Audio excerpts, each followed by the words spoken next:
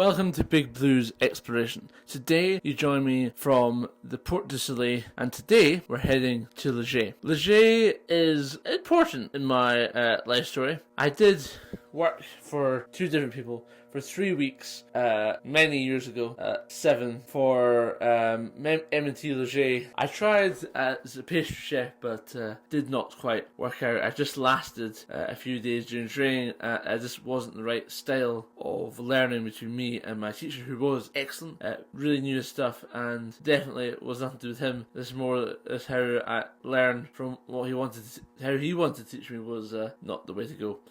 Then I ended up working for Pure Mountain Hall, but that didn't work out again. There was a clash of personalities between me and the younger lady that I was meant to have as a host in a supporting role, but that didn't work out. Just clash personalities, that's how these things go. On this trip to the Port du Soleil, I wanted to go and ski the Leger stuff, which I hadn't skied, as I only ever did one run when I was in Leger the first time. It was quite simple. Go to Leger, get some nice French pastries, because the Swiss don't know very much about making excellent pastries, especially after having very English menu for breakfast, lacking continental choisie. So at this point in the week, we knew each other's skiing abilities, and I managed to find a group of quite fast skiers, some that maybe take a bit more risk just because it's their 1 week of skiing of the year rather than mine, one of many. Started off with 5 of us and then dwindled down to 3 by the time we hit Leger. It is quite a lot of skiing, several hours to get from Chambéry up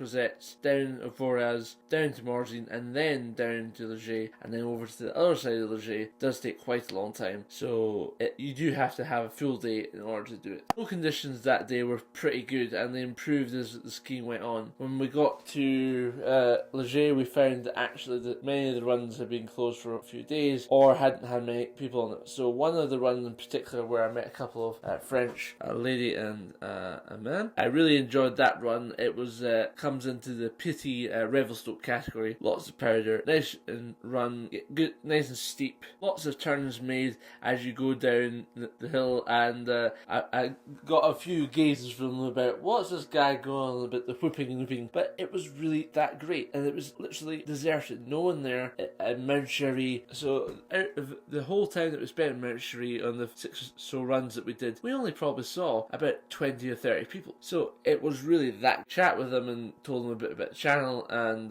well, hopefully you'll get to see the videos now that you're watching. I did promise quite a long time ago now, but that's what happens when production leads to 2 videos a week when I make so many. It is definitely one of the smaller resorts that you can stay in the Port du Soleil, but is one of the best.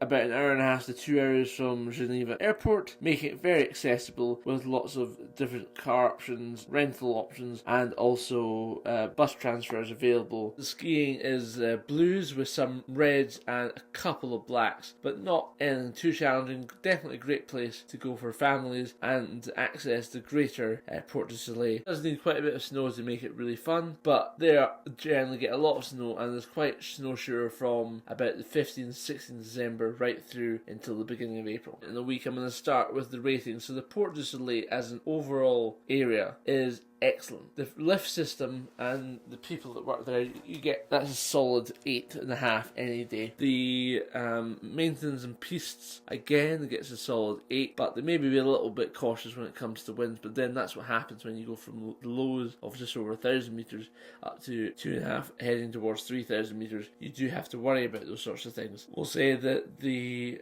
mountain life with the restaurants and stuff like that again is a solid 8.5. There are obviously lots of options in the French side which are reasonable, and then as you go on the Swiss side you do find more expensive restaurants, and they do have something very interesting called the Cookie Cafe, which is a cafe that sells lots of different things but specialises in selling cookies, which are exorbitant at 8 francs a cookie. So definitely not one that you want to spend if you're not very committed to having cookies. Again, gets a 8 for access availabilities from Geneva through train and by bus transfers and also by rental cars, but not going to get a 9 because it is still a few hours away and you do have to take multiple changes in order to get there. All the hotels and stuff like that again gets an 8 for the amount and reasonable price of many of them. If you're looking for that, or if you're looking for chalets as well. And an overall 8.5 for the total Port du Soleil, making Port du Soleil a highly recommended resort. As one of the biggest resorts, it does offer excellent variety from the easiest to the most difficult slopes, including the Swiss wall, which is renowned for all its lumps and very steepness of about 75%, or about 44 degrees for those Americans watching. It is one of these resorts that you can go back again and again and always find something a bit different. Not too busy, quite family orientated, and just lots of fun.